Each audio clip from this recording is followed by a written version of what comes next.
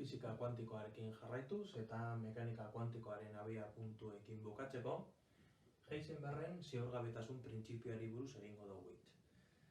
Aurreko bideoan egin dugu hitz uhin korpuskulo dualtasunari buruz, de Broglieek postulatutako ideiak aztertu ditugu, eta Heisenbergen ziurgabetasun printzipioarekin batera, mekanika kuantikoaren abiapuntu moduan hartu ditzakegu. Zer gertatzen da fisika klasikoan?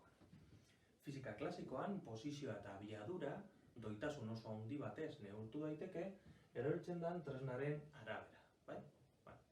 Halako ariketa asko egin ditugu eta begi bistaz edo kronometro batekin baita gauzak kalkulatu ditzakegu nahiko ondo. Baina zer gertatzen da fisika kuantikoan, uhin korpuskulu dualtasun hori dela eta doitasuna ez da lortzen, zergaitik. Adibidez, elektroi batek zirrikitu batetik pasatzerakoan, probabilitate bat kalkulatu dezakegu, ez dakigu zehazki nora joango dan. Bai, badakigula hor probabilitate bat moten dela. Eta, hemen ikusten danez, zerrenda horien edo serie espektral horien marra horiek probabilitatearekin lotuta daude. Zer gertatzen da? Neuk elektroi bat neurtzeko, elektroi bati gertatzen zaiona neurtzeko fotoi bat bidali behar diot. Orduan, badakigu elektroia eta fotoiak elkar interakzio bat egiten dutela. Hortaz, neurtu aurretik zegoen egoera eta neurtzerakoan daukan egoera ez dira berdinak. Orduan, Heisenbergek esan zuen ziurgabetasun bat egongo dela. Eta posizioaren ziurgabetasuna eta momentu lineararen arteko ziurgabetasunaren erlazioa izango dela beti handi hau edo berdin h zati lau pi eta h gogoratu Plancken konstantea dela. Orduan, bata nahiko ondo ezagutzen badugu bestea ez dugu oso ondo ezagutuko eta aldrebez.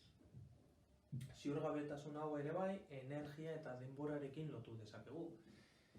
Zein dan bere energia egoera eta zenbat denboran zehar egongo da energia egoera horretan eta gogoratu energia egoera guretzat badela zein orbitan egongo dan, bai? Orduan, zein orbitan dagoen eta zenbat denbora egongo dan horretan edo posizio eta abiadura hori baita ikusten duzu zein dan erlazioa. Orduan, energia eta zenbat denbora egon daiteken energia egoera horren arteko ziurgabetasun horien arteko erlazioa berdina izango da, bale? Orduan, fisika kuantikoan doitasuna eta ziurgabetasuna handia izango da, bai? Eta honekin bukatzeko, Bohrren osagarritasun printzipioa aipatu behar dugu. Zer esan zuen Bohrrek?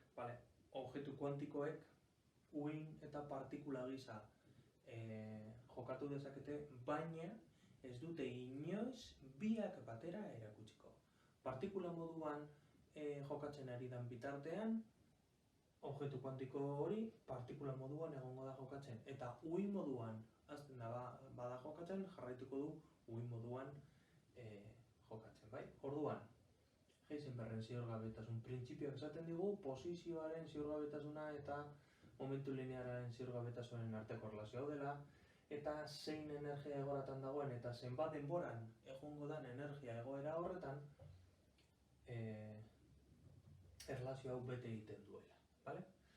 Honekin, eta uhin korpuskularen printzipioarekin, dualtasunarekin, mekanika kuantikoaren abiapuntuak ditugu. Honen bakarrik falta zaigu, probabilitate hori aztertzeko ekuazio bat edo erreminta matematiko bat. Eta hori izango da Schrödingerren ekuazioa.